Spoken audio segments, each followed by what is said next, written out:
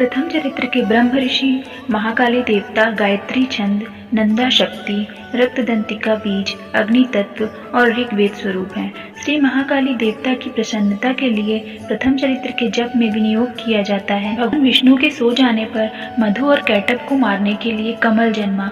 ब्रह्मा जी ने जिनका स्तवन किया था, उन महाकाली देवी का मैं सेवन करता हूँ। वे अपने 10 हाथों में खंग, चक्र, गदा, बाण, धनुष, परिघ, शूल, भुषुंडी, मस्तक और शंख धारण करती हैं।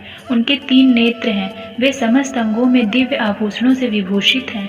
उनके शरीर की कांति नीलमणि के समान है तथा वे 10 मुख और 10 पैरों से युक्त हैं। मार्कंडेय जी बोले, सूर्य के पुत्र सवर्णी जो 8वें मनु कहे जाते हैं, उनकी उत्पत्ति कथा विस्तार पूर्वक करता हूँ, सुनो। सूर्य कुमार महाभाग सावर्णी भगवती महामाया के अनुग्रह से जिस प्रकार मनवंतर के स्वामी हुए, वही प्रसंग सुनाता हूँ। पूर्व काल की बात है। स्वारोचिस मनवंतर में सूरत नाम के एक राजा थे, जो चैत्र वंश में उत्पन्न हुए थे। उनका समस्त भूमंडल पर अधिकार था। वे प्रजा को अपने औरस पुत्रों की भांति धर्म पूर्वक पालन करते थे। तो भी उस समय कोला विध्वंसी नाम के क्षत्रिय उनके शत्रु हो गए। राजा सूरत की दंड नीति बड़ी प्रबल थी। उनका शत्रुओं के साथ संग्राम हुआ। यद्यपि कोल विध्वंसी संख्या में कम थे, तो भी राजा सूरत युद्ध में उनसे परास्त हो गए। तब वे युद्ध भूमि से अपने नगर को लौट गए और केवल अपने देश के राजा होकर रहने लगे। किंतु वहां भी उन प्रबल शत्रुओं ने उस समय महाभाग राजा सूरत पर आक्रमण कर दिया। राजा का बल क्षीण हो चला था, इसलिए उनके दुष्ट बलवान एवं दुरात्मा मंत्रियों ने वहां उनकी राजधानी में भी राजकीय सेना और खजानों को हथिया लिया। सूरत का प्रभुत्व नष्ट हो चुका था, इसलिए वे शिकार खेलने के बहाने घोड़े पर सवार हो वहां से अकेले ही एक घने जंगल में चले गए। वहां उन्होंने विप्रवर मेधा मुनि का आश्रम देखा, जहां कितने ही हिंसक जीव परम शांत भाव से रहते थे। मुनि के बहुत से शिष्य उस वन की शोभा बढ़ा रहे थे। वहां जाने पर मुनि ने उनका सत्कार किया और वे उन मुनि श्रेष्ठ के आश्रम पर इधर उधर विचरते हुए कुछ काल तक रहे। फिर ममता से आकृष्ट चित होकर वहां इस प्रकार चिंता करने लगे, पूर्व काल में मेरे पूर्वजों ने जिसका पालन किया था, वही नगर आज मुझसे रहित है। पता नहीं मेरे दुराचारी भृत्यगण उसकी धर्म पूर्वक रक्षा करते हैं या नहीं। जो सदा मद की वर्षा करने वाला और शूरवीर था, वह मेरे प्रधान हाथी अब शत्रुओं के अधीन होकर न जाने किन भोगों को भोगता होगा। जो लोग मेरी कृपा, धन और भोजन पाने से सदा मेरे पीछे पीछे चलते थे, वे निश्चय ही अब दूसरे राजाओं का अनुसरण करते होंगे। उन अव्ययी लोगों के द्वारा सदा खर्च होते रहने के कारण अत्यंत कष्ट से जमा किया हुआ मेरा वह खजाना खाली हो जाएगा। ये तथा और भी कई बातें राजा सूरत निरंतर सोचते रहे। एक दिन उन्होंने वहां विप्रवर मेधा के आश्रम के निकट एक वैश्य को देखा और उससे पूछा, भाई तुम कौन हो? तुम्हारे यहाँ आने का क्या कारण है? तुम क्यों शोकग्रस्त और अनमने से दिखाई देते हो? राजा सूरत का यह प्रेम पूर्वक कहा हुआ वचन सुनकर वैश्य ने विनीत भाव से उन्हें प्रणाम करके कहा। वैश्य बोला, राजन, मैं धनियों के कुल में उत्पन्न एक वैश्य हूँ। मेरा नाम समाधि है। मेरे दुष्ट स्त्री पुत्रों ने धन के लोभ से मुझे मेरे घर से बाहर निकाल दिया है। मैं इस समय धन, स्त्री और पुत्रों से वंचित हूँ। मेरे विश्वसनीय बंधुओं ने मेरा ही धन लेकर मुझे दूर किया है, इसलिए दुखी होकर मैं वन में चला आया हूँ। यहाँ रहकर मैं इन बातों को नहीं जानता कि मेरे पुत्रों की, स्त्री की और स्वजनों की कुशलता है या नहीं। इस समय घर में वे कुशल से रहते हैं अथवा उन्हें कोई कष्ट है। वे मेरे पुत्र कैसे हैं? क्या वे सदाचारी हैं अथवा दुराचारी हो गए हैं? राजा ने पूछा, जिन लोभी स्त्री, पुत्र आदि ने धन के कारण तुम्हें घर से निकाल दिया, उनके प्रति तुम्हारे चित्त में इतना स्नेह का बंधन क्यों है? वैश्य बोला, आप मेरे विषय में जैसी बात कहते हैं वैसा सब ठीक है, किंतु क्या करूं, मेरा मन निष्ठुरता नहीं धारण करता। जिन्होंने धन के लोभ में पड़कर पिता के प्रति स्नेह, पति के प्रति प्रेम तथा आत्मीय जन के प्रति अनुराग को तिलांजलि दे मुझे घर से निकाल दिया, उन्हीं के प्रति मेरे हृदय में स्नेह है। महामते, गुणहीन बंधुओं के प्रति भी मेरे चित्त में इस प्रकार प्रेम मग्न हो रहा है। यह क्या है? इस बात को मैं जानकर भी नहीं जान पाता। उनके लिए मैं लंबी सांसें ले रहा हूँ और मेरा हृदय अत्यंत दुखित हो रहा है। उन लोगों में प्रेम का सर्वथा अभाव है, तो भी उनके प्रति जो मेरा मन निष्ठुर नहीं हो पाता, इसके लिए मैं क्या करूं? सूरत और वह समाधि नामक वैश्य दोनों साथ साथ मेधा मुनि की सेवा में उपस्थित हुए और उनके साथ यथा योग्य न्यायानुकूल विनयपूर्ण बर्ताव करके बैठे। तत्पश्चात वैश्य और राजा ने कुछ वार्तालाप आरंभ किया। राजा ने कहा, भगवान, मैं आपसे एक बात पूछना चाहता हूँ, उसे बताइए। मेरा चित्त अपने अधीन न होने के कारण यह बात मेरे मन को बहुत दुख देती है। जो राज्य मेरे हाथ से चला गया उसमें और उसके संपूर्ण अंगों में मेरी ममता बनी हुई है। मुनि श्रेष्ठ, ये जानते हुए भी कि वह अब मेरा नहीं है, अज्ञानी की भांति मुझे उसके लिए दुख होता है। यह क्या है? इधर यह वैश्य भी घर से अपमानित होकर आया है। इसके पुत्र, स्त्री और भृत्यों ने इसे छोड़ दिया है। स्वजनों ने भी इसका परित्याग कर दिया है, तो भी यह उनके प्रति अत्यंत हार्दिक स्नेह रखता है। इस प्रकार यह तथा मैं दोनों ही बहुत दुखी हैं। जिसमें प्रत्यक्ष दोष देखा गया है, उस विषय के लिए भी हमारे मन में ममता जनित आकर्षण पैदा हो रहा है। महाभाग, हम दोनों समझदार हैं, तो भी हम में जो मोह पैदा हुआ है यह क्या है? विवेक शून्य पुरुष की भांति मुझमें और इसमें भी यह मूढ़ता प्रत्यक्ष दिखाई देती है। ऋषि बोले, महाभाग, विषय मार्ग का ज्ञान सब जीवों को है। इसी प्रकार विषय भी सबके लिए अलग अलग हैं। कुछ प्राणी दिन में नहीं देखते और दूसरे रात में ही नहीं देखते, तथा कुछ जीव ऐसे हैं जो दिन और रात्रि में भी बराबर ही देखते हैं। यह ठीक है कि मनुष्य समझदार होते हैं, किंतु केवल वे ही ऐसे नहीं होते। पशु, पक्षी और मृग आदि सभी प्राणी समझदार होते हैं।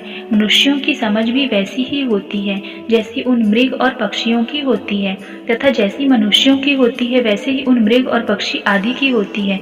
यह तथा अन्य बातें भी प्रायः दोनों में समान है।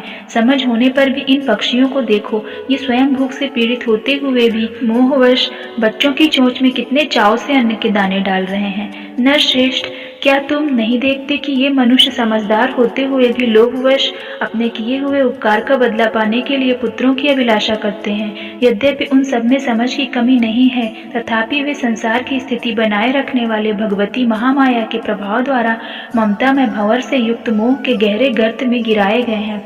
इसलिए इसमें आश्चर्य नहीं करना चाहिए।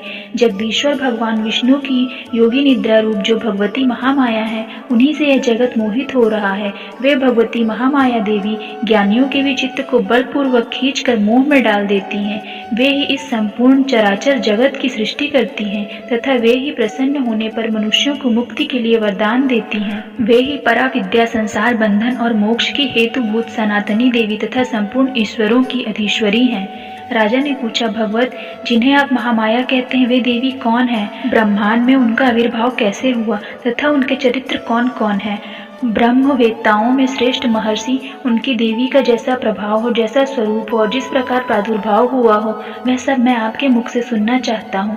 ऋषि बोले, राजन, वास्तव में तो वे देवी नित्य स्वरूपा ही हैं। संपूर्ण जगत उन्हीं का रूप है तथा उन्हें समस्त विश्व को व्याप्त कर रखा है। तथापि उनका प्राकट्य अनेक प्रकार से होता है, वह मुझसे सुनो। यद्यपि वे नित्य और अजन्मा है, तथापि जब देवताओं का कार्य सिद्ध करने के लिए प्रकट होती हैं, उस समय लोक में उत्पन्न हुई कहलाती हैं। कल्प के अंत में जब संपूर्ण जगत एकार्णव में निमग्न हो रहा था और सबके प्रभु भगवान विष्णु शेषनाग की शैया बिछाकर योग निद्रा का आश्रय ले सो रहे थे, उस समय उनके कानों के मैल से दो भयंकर असुर उत्पन्न हुए, जो मधु और कैटक के नाम से विख्यात थे। वे दोनों ब्रह्मा जी का वध करने को तैयार हो गए। भगवान विष्णु के नाभिक मल में विराजमान प्रजापति ब्रह्मा जी ने जब उन दोनों भयानक असुरों को अपने पास आया और भगवान को सोया हुआ देखा, तब एकाग्रचित होकर उन्होंने भगवान विष्णु को जगाने के लिए उनके नेत्रों में निवास करने वाली योग निद्रा का स्तवन आरंभ किया, जो इस विश्व की अधीश्वरी, जगत को धारण करने वाली, संसार का पालन और संहार करने वाली तेज स्वरूप भगवान विष्णु की अनुपम शक्ति है। उन्हीं भगवती निद्रा देवी की भगवान ब्रह्मा स्तुति करने लगे। ब्रह्मा जी ने कहा, देवी, तुम ही स्वाहा, तुम ही स्वधा और तुम ही वषटकार हो।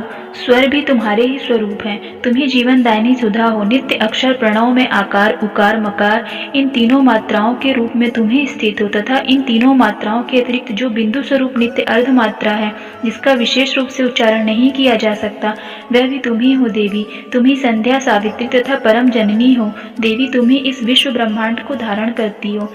तुमसे ही इस जगत सृष्टि होती है, तुम ही से इसका पालन होता है और सदा तुम ही कल्प के अंत में सबको अपना ग्रास बना लेती हो। जगन्मयी देवी, इस जगत की उत्पत्ति के समय तुम सृष्टि रूपा हो। पालन काल में स्थिति रूपा हो तथा कल्पांत के समय संहार रूप धारण करने वाली हो। तुम ही महाविद्या, महामाया, महामेधा, महास्मृति, महामोह रूपा महादेवी और महाशूरी हो। तुम ही तीनों गुणों को उत्पन्न करने वाली हो, सबकी प्रकृति हो। भयंकर कालरात्रि, महारात्रि और मोहरात्रि भी तुम ही हो। तुम ही श्री, तुम ही ईश्वरी, तुम ही और तुम ही भूत स्वरूपा बुद्धि हो। लज्जा, पुष्टि, तुष्टि, शांति और क्षमा भी तुम ही हो। तुम खड़ंग धारिणी, शूल धारिणी, घोर रूपा तथा गदा, चक्र, शंख और धनुष धारण करने वाली हो।